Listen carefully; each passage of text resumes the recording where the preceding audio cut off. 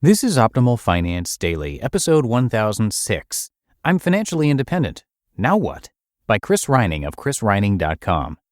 And I'm Dan, I'm your host, and welcome to Optimal Finance Daily, where I read to you from some of the very best personal finance blogs on the planet. Now, before we get to our Wednesday post, if you have a business or if you know someone who does, you probably know that small business owners wear a lot of hats. Now, some of those hats are totally great, but some, like filing taxes and running payroll, for example, not so great. And that's where Gusto comes in. Gusto makes payroll, taxes, and HR actually easy for small businesses. Fast, simple payroll processing, benefits, and simple management tools all in one place. Gusto automatically pays and files your federal, state, and local taxes, so you don't have to worry about it. Plus, they make it easy to add on health benefits and even 401ks for your team. Those old-school, clunky payroll providers just weren't built for the way modern small businesses work. But Gusto is. Better yet, now's the best time to get set up for the new year, so don't wait. Listeners get 3 months free when they run their first payroll, so try a demo and see for yourself at gusto.com/OFD. That's GUSTO.com/OFD. For now, let's get right to the post and start optimizing your life. I'm financially independent. Now what? By Chris Reining of chrisreining.com. Today's question comes from David. He asks, quote, I happened upon your site today and engaged in some Sunday morning binge reading. I very much enjoyed reading your articles and appreciate your efforts to help others and to transform their lives. In reading through the questions that have been posed to you, I noticed that most of the questions concern ways to save and invest. Of course, amassing sufficient resources is a necessary step to early retirement, but it doesn't address the harder, at least to me, question of who one wants to be, nor of what one wants to accomplish in retirement. I've been fortunate to have a successful career as an attorney for the past 16 years. Between a healthy income and a lifelong habit of saving, I can retire now, at a still pretty youthful 41, if I were to choose to do so. While I enjoy the intellectual aspects of my job and the relationships that I have with many of my colleagues, I find myself considering the same thought that you mentioned. That is, there must be something more to life than doing this day in and day out. I would also enjoy reducing the stress and anxiety in my life that comes from my work. All of that said, I'm not quite sure who I would be separate from my profession. My question for you is, what process did you go through to consider how you wanted to spend your life post-employment? I would imagine that it is a continuing process for you and others, but I'm interested in how you approach the issue. End quote.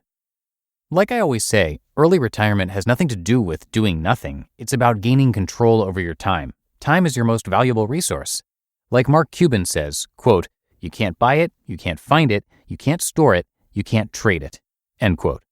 And that's why people want to become financially independent.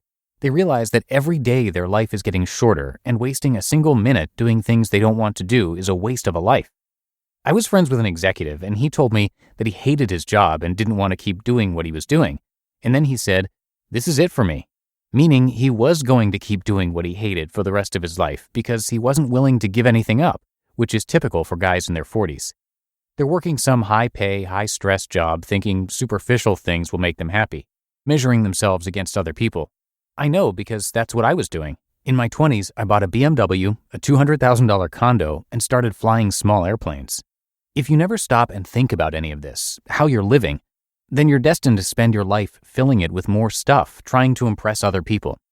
Instead, you can have a more meaningful life by filling it with stuff that's important to you. That's the question you need to be asking yourself. What's important to me? And if you ask people this question, most of them will say things like freedom and flexibility. Great, but that doesn't mean anything. You have to dig deeper. So freedom becomes time, and time turns into the question, what would I do with it? My answer? 1, work on what I'm passionate about. 2, challenge myself and continue to grow.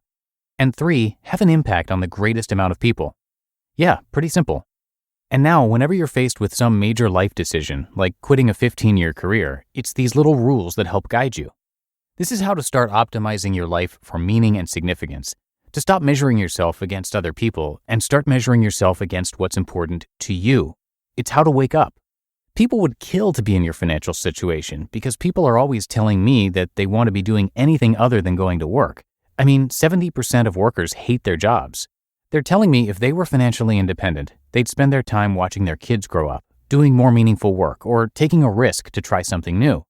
The reason you haven't quit yet is because you're attached to work, the 9-to-5 routine, the relationships with coworkers, your identity as an attorney. It's a dependency. Quitting means taking a big step from the known to the unknown. It means making yourself uncomfortable. But you change and grow the most by making yourself the most uncomfortable. And the best part of quitting is when people ask you what you do for a living. Someone asked me this the other day. Nothing really. No, like, what do you do for work? This is always a hard question to answer because how ridiculous does it sound saying you retired in your 30s or 40s? But it's true, you no longer have to work for money. So I'm spending my time reading, writing, and thinking, working out, doing yoga, meditating. Life slows way down. And if you think having this level of freedom and control over your time will make you happier, or that your time is better spent some other way because you figured out what's important to you, then quit. It'll be the greatest gift you ever gave yourself. And the worst possible outcome is going back to doing what you were doing, which people do all the time. But at least then you'll have figured out how to live a more meaningful life and created the space for that growth. You just listened to the post titled, I'm Financially Independent, Now What? By Chris Reining of chrisreining.com. And don't forget, Gusto offers modern, easy payroll and benefits to small businesses across the country. They were even named Best Online Payroll by PC Mag. Get 3 months free when you run your first payroll at gusto.com/OFD. And don't wait, because now is the best time to get set up for 2020.